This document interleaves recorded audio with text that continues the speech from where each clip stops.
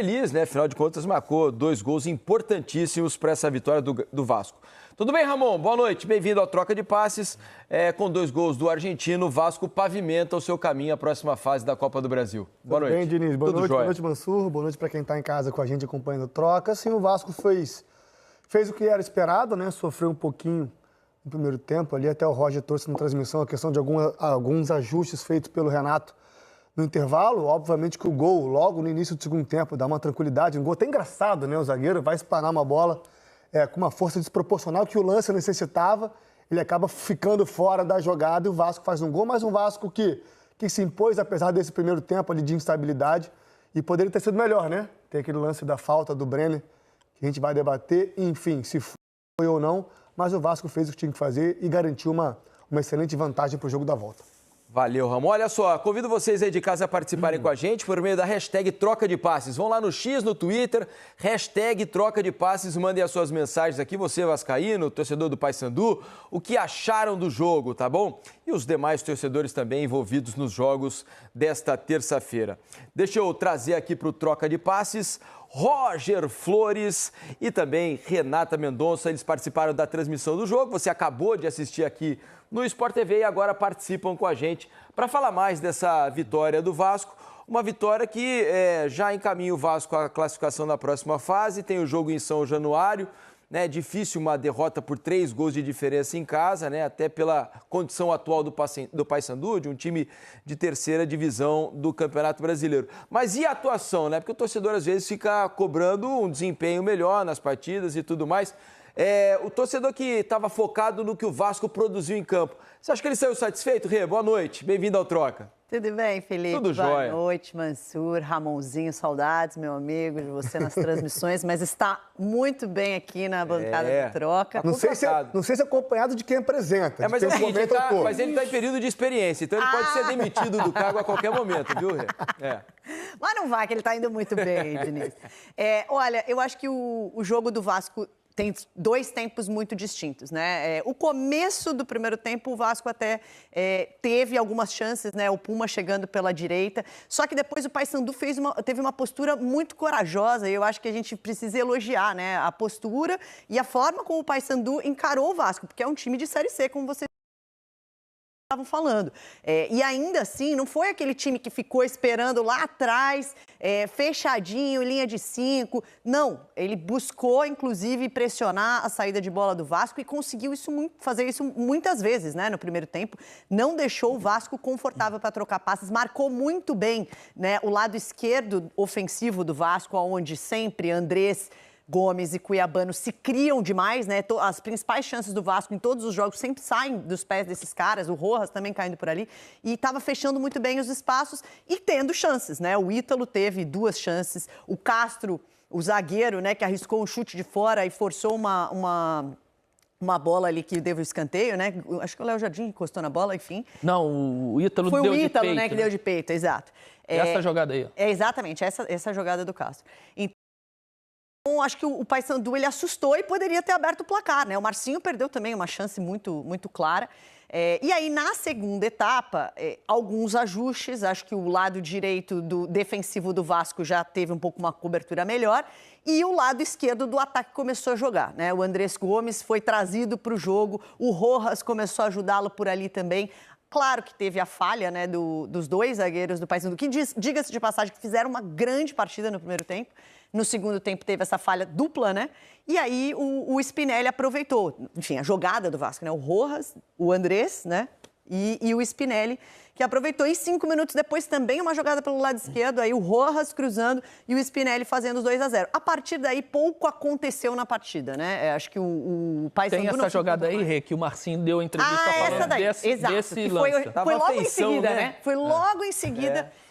Logo em seguida do primeiro gol, não é isso? Isso. Podia ter empatado e aí ele perde essa chance, aí realmente dificultou muito pro Paysandu. Porque depois disso o Paysandu não criou mais nada e aí o Vasco realmente tomou conta do jogo, né, Roger?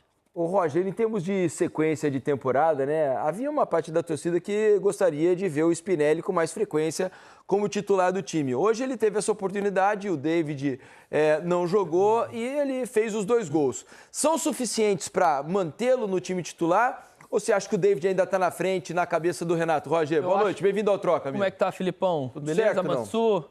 Meu surfista preferido, que não consegue ficar em pé, andar em linha reta no piso normal, ele quer surfar com esse joelhão dele.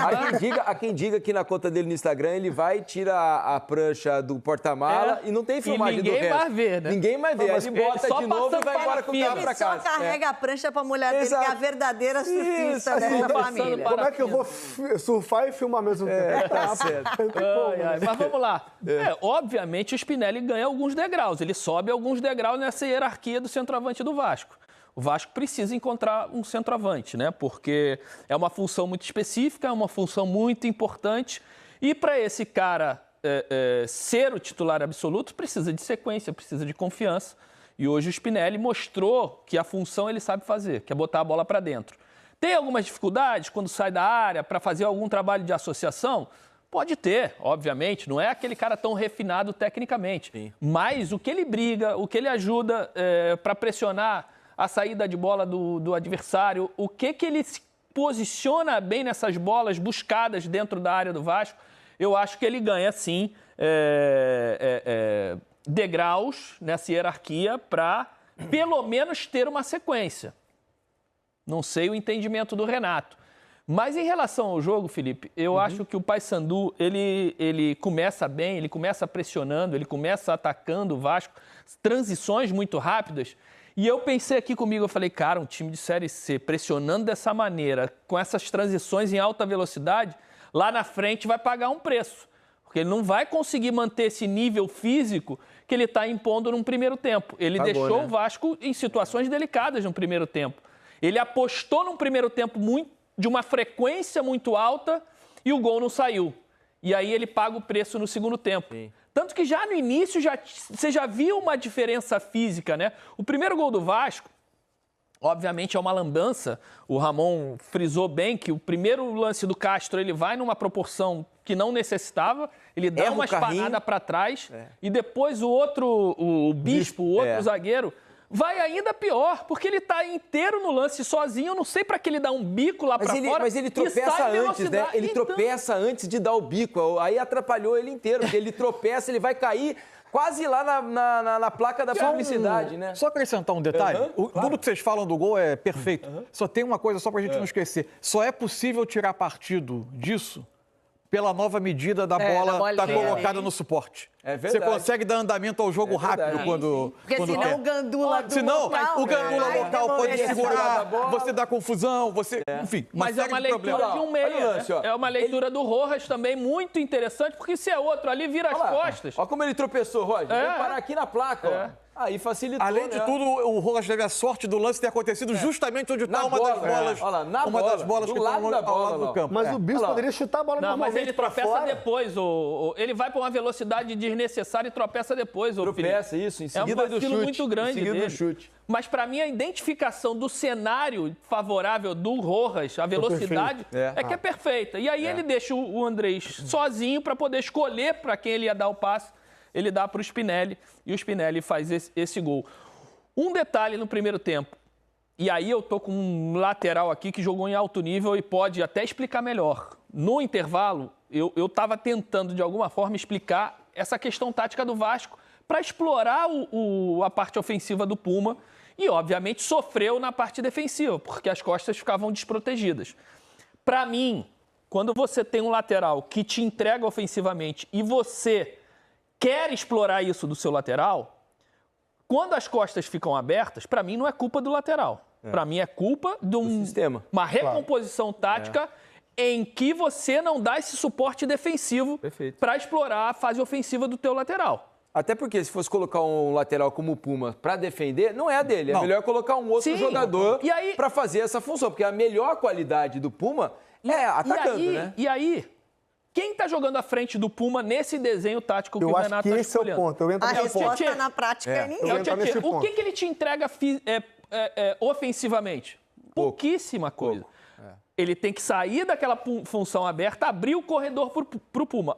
Automaticamente, quando ele abre o corredor, já tem a ultrapassagem do Puma. O Vasco, com a manutenção da posse de bola, com o Puma ultrapassando, o Tietê se posiciona como um volante pelo lado direito. para dar o corredor. O Vasco perdeu a bola, o Tietê é só se posicionar como lateral direito e o Puma vem por dentro recompondo com um pouco mais de tranquilidade, porque o posicionamento dele está fechado, está protegido. E aí o que acontece? Essas costas não é explorada e o jogo vai ter que ser invertido de lado. A bola inverteu, muda o posicionamento. O Tietê entra na posição dele, o Puma recompõe como lateral. Então isso é fácil de resolver quando você tem um jogador que consegue te entregar isso. O Tietê já jogou de lateral, ele consegue fazer essa leitura. Não é um jogador qualquer. Por que não já começar assim, então? Começar com o Tietê na lateral e o Puma... Já que vai haver essa... Mas é diferente, é outra coisa. Uma coisa é você chegar, outra coisa é você estar. É diferente, Felipe, é diferente. Eu só acho que essa recomposição é muito fácil de fazer. É beabá para jogadores de alto nível de Série A de Campeonato Brasileiro. Jogadores experientes. Para mim, o Puma tem mais de 30, o Puma, né? Ou perto disso. E o Tietê é um jogador experiente. E você tem um treinador também experiente que consegue fazer essa leitura. 29. Isso é fácil de resolver. O Ramon... Tô falando besteira, Ramon? Não. Você tá certo. O que eu acho, assim, para explorar essa ofensividade do Puma, e muitas das vezes no primeiro tempo... E ele jogou bem.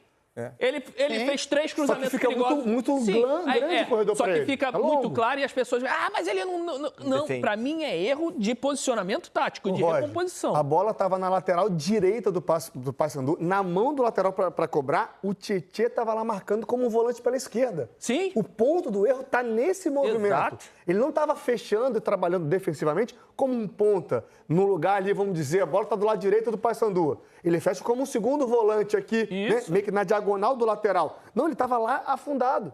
E às vezes ficava o Tietê, o Puma, na dúvida de se ele corria para frente ou se ele fechava por dentro, porque o Tietê estava muito lá embaixo. Mas, Ramon, para mim isso não está claro. Eu não sei qual é a definição ali, mas eu acho que esse é um dos pontos mais importantes de se definir do Vasco. Porque quem é o cara do lado direito? Não tem. Em teoria, né? Com bola, o Rojas às vezes cai por ali, e aí sem bola o Tietê recompor. Mas não está definido. Todos os jogos do Vasco acontece isso com frequência. Você não tem alguém atacando por ali de fato, porque o Rojas gosta muito mais de cair para a esquerda. O Tietê não é um cara que ataca, né? Não faz essa função. Quando o Paulo Henrique, por exemplo, contra o São Paulo, era o Paulo Henrique que estava jogando inicialmente. O Paulo Henrique não vai tanto à linha de fundo. Então, o lado direito ali ofensivo não existe. E aí, defensivamente, não me parece estar definido. Quem que recompõe por ali? É o Tietê que vai fazer essa função para cá? Não, o Tietê vai ser um volante, um terceiro volante, mais por dentro, e aí é o Rojas que tem que recompor para cá? Não parece que está definido. E eu acho que isso é um problema para o Vasco não atacar para o lado direito e não defender bem pelo lado direito. E eu acho que o Puma, ele traz um ponto positivo, porque ele ataca muito bem por ali, só que aí ele tem esse cobertor curto, obviamente, porque você precisa ter, como o Roger falou, essa recomposição. E não me parece que está ajeitado. Nem quem vai atacar por ali, nem quem vai ajudar defensivamente. É melhor... Agora aqui são 3 volantes, né, Então, Ramon? se for para jogar com 3 volantes... De posição, 3 volantes, na teoria, jogando aberto. Não necessariamente você... Assim, o que o Roger colocou é uma das formas de resolver. Agora, claramente o Renato, quando o Vasco tem a bola, ele dá ao Tietê uma liberdade de movimentação. Às vezes o Tietê termina uma jogada muito distante dessa posição para fazer essa recomposição. Sim. Só que tem outros dois, ou pelo menos outros 2 jogadores com características de cobrir grandes espaços, de características de marcação no meio. Então, é uma questão estrutural mesmo, de você definir um meio de ter uma cobertura. Agora, e não podar o que você tem de melhor no Puma, que é a questão ofensiva. Você está longe, e aí o Ramon pode falar...